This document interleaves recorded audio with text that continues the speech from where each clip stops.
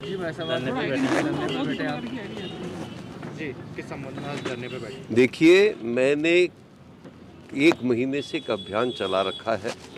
भामाशाह बीमा योजना के तहत मैंने ये अभियान के तहत मैंने इनसे कहा था कि सरकार से कि ये यहाँ पर भामाशाह बीमा योजना में एक पैकेज बने और पैकेज बन करके और उनके द्वारा जो रकम जो भामाशाह बीमा योजना में 3 लाख का जो घर की गृहिणी प्रमुख गृहिणी थी उसका बीमा हो जाता था और सारे बीमा परिवार का उपचार होता था भामाशाह बीमा, जिसको पहले बीपीएल में करते थे। उसमें इन्होंने क्या किया, 78,000 का जैसे पैकेज बना, 98,000 का उसका इलाज कर दिया। तो एक तो पैसे गए उधर, ये इंश्योरेंस कंपनी ने नहीं दिए, और इन्होंने मेडिकेयर रिलीफ सोसाइटी से वो पैसे लिए। ऐसे 500 केस हैं, उसमें कोई करोड़ों रुपए का गबन है, और वो मैंने सब नामजद करके दिए। फिर उसके बाद इनका एक इंटरनल ऑडिट आया, उस इंटरनल ऑडिट ने भी माना कि इसमें 4 करोड़ 8 लाख समथिंग का गबन है। उसके बाद वो केस भी मैंने एसीबी में भेजे, खुद भेजे हैं। कल भी मेरी एसीबी के डीजी साहब बीएल सोनी साहब से बात हुई कि साहब इनको आप दर्ज क्यों नहीं करते हो, इन पे कार्रवाई क्यों नहीं करते। उन्होंने कहा मैं इसमें जांच अभी दिखवा रहा हूँ। अम्बू बैग में 900 रुपये का अम्बू बैग जो है, इन्होंने उसको 9,000 रुपये में ख़रीदा और 13 लाख का घोटाला किया। इस तरह से अस्पताल की जो आप दुर्दशा है वो आप देख रहे हो किस तरह से ये लोग करें। इसमें राजनीति इन्वॉल्व है। राजनीतिक रूप से जब तक इसमें इनको पावर नहीं मिले मुकदमे दर्ज करने की, ये नहीं करते। आज मुकदमे दर्ज करें तो दूध का दूध पानी का पानी हो जाए। मेरा खुद का भेजा हुआ केस, और ये ऊपर से कहते हैं इस हमारे नंबर पर आप हेल्पलाइन पर मामला। मेरी डीजी साहब से बात हुई है, मैंने कहा, उन्होंने कहा आपके मिल गए, परिवार भी आपका मिल गया, आपका ऑनलाइन भी मिल गया, पर अभी हम दिखवा रहे हैं। इसमें राजनीति इन्वॉल्व हो जाती है, क्योंकि ये सब मिली भक्ति के सौदे हैं, और राजनीति इन्वॉल्व होते ही आपने भी देखा कि अपन ने पूर्व में आप सबके समक्ष मैंने अमृत योजना का 8 करोड़ रुपए का घोटाला दिया था, उस पर दर्ज हुआ मामला। आलोक त्रिपाठी जी डीजी थे, उन्होंने परिवाद करके दर्ज किया।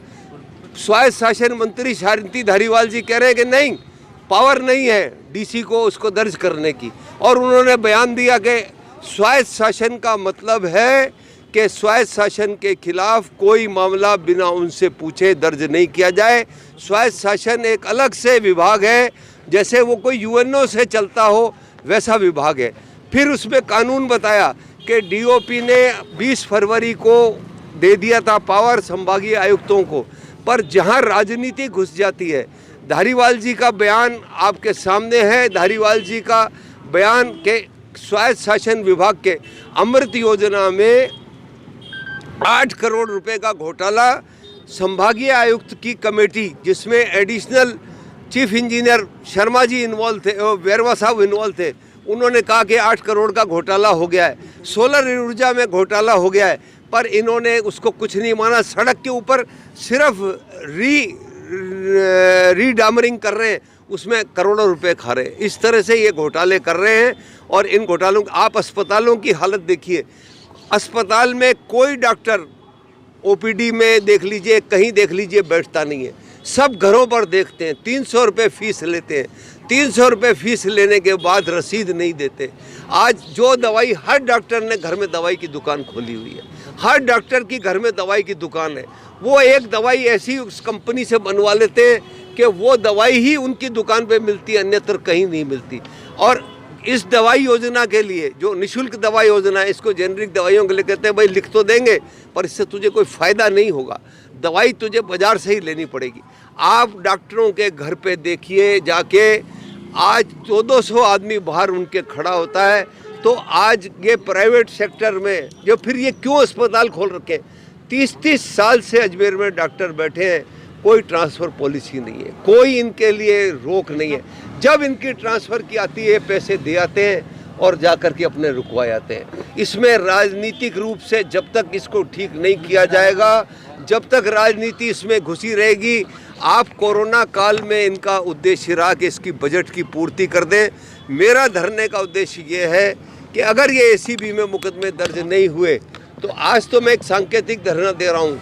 अगले टाइम में हम निष्ठावान कांग्रेस के कार्यकर्ता हैं, निष्ठावान कांग्रेसी हैं। मैं इस पे और तीव्र आंदोलन करके और इससे तीव्र आंदोलन करूँगा। मैं फिर इन्हें समय दे रहा हूँ कि मैंने पहले भी 7 दिन का समय दिया, अगर अब ये नहीं करेंगे तो मैं फिर दोबारा से बहुत तीव्र आंदोलन करूंगा, वो आपको बताऊंगा। और इस राजनीतिक रूप से जो राजनीति, इसमें अस्पताल की राजनीति आप समझ रहे हैं कहाँ से चलती है और कैसे होती है, और दूसरे विभागों की राजनीति, जब तक मंत्रियों के दखल भ्रष्टाचार को ये पनपा रहे हैं और भ्रष्टाचार को ये बचा रहे हैं, और ये भ्रष्टाचार जब तक बचाते रहेंगे, पनपाते रहेंगे, मैं समझता हूँ राजस्थान की जनता का शोषण होता रहेगा। कल एक लापरवाही से भी एक डेथ हो गई। कल लापरवाही हुई, वो आपके सबके सामने है कि आज इनके पास ऑक्सीजन तक नहीं है। ऑक्सीजन की लाइन डालनी चाहिए, ऑक्सीजन का। वो भटनागर परिवार, रात को उन्होंने मुझे फ़ोन किया, मैंने कहा भाई मैं सुबह बैठ रहा हूँ, इसी संदर्भ में बैठ रहा हूँ। आज ये स्थितियाँ बन गई हैं देश की कि ये अस्पतालों का करोड़ों करोड़ों रुपए का बजट है, और मुख्यमंत्री जी चाहते हैं कि हम अग्रणी बने। मुख्यमंत्री जी का नारा है जीरो टॉलरेंस अगेंस्ट करप्शन।